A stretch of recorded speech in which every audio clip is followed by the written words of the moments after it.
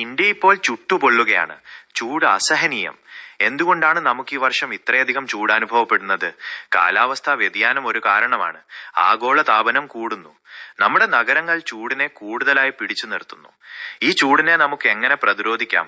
ധാരാളം വെള്ളം കുടിക്കുക, കരിക്കിൻ വെള്ളം, നാരങ്ങ വെള്ളം തുടങ്ങിയവ പതിവാക്കുക. കോട്ടൺ വസ്ത്രങ്ങൾ ധരിക്കുക, ഉച്ച സമയത്ത് പുറത്തിറങ്ങുന്നത് ഒഴിവാക്കുക.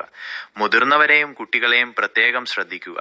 നമ്മൾ നമ്മുടെ പരിസ്ഥിതിയെയും സംരക്ഷിക്കണം. കൂടുതൽ മരങ്ങൾ നടാം.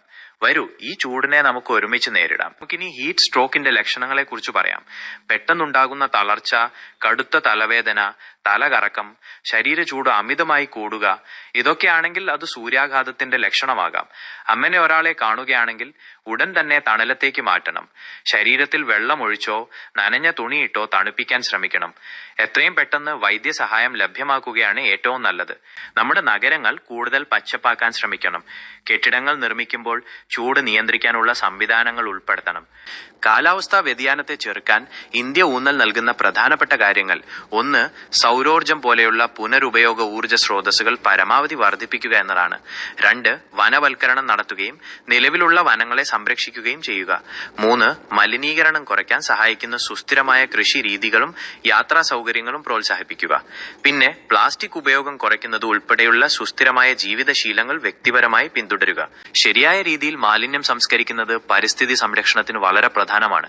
അതുപോലെ മഴവെള്ളം ശേഖരിക്കുന്നതും വെള്ളം പാഴാക്കാതെ സൂക്ഷിക്കുന്നതും വളരെ അത്യാവശ്യമാണ്.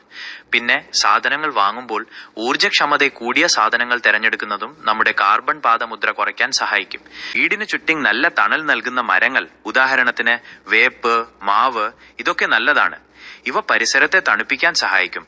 വീടിനുള്ളിലാണെങ്കിൽ സ്നേക്ക് പ്ലാന്റ്, അലോവേര, അരിക്ക പാം തുടങ്ങിയവയ്ക്ക് വായു ശുദ്ധീകരിക്കാനും തണുപ്പ് നൽകാനും കഴിയും. പിന്നെ മതിൽപ്പുറങ്ങളിലും മറ്റും പടർന്നു കയറുന്ന ചെടികൾ ഉപയോഗിച്ച് വെയിൽ നേരിട്ട് അടിക്കുന്നത് തടയാം. നിങ്ങൾക്ക് ഈ വർഷം എത്രത്തോളം ചൂട് അനുഭവപ്പെട്ടു? നിങ്ങൾ എന്തൊക്കെയാണ് പ്രതിരോധ മാർഗങ്ങൾ പരീക്ഷിച്ചത്? താഴെ കമന്റുകളിൽ അറിയിക്കൂ. ഈ വിവരം മറ്റുള്ളവർക്കും ഉപകാരപ്പെട്ടേക്കാം.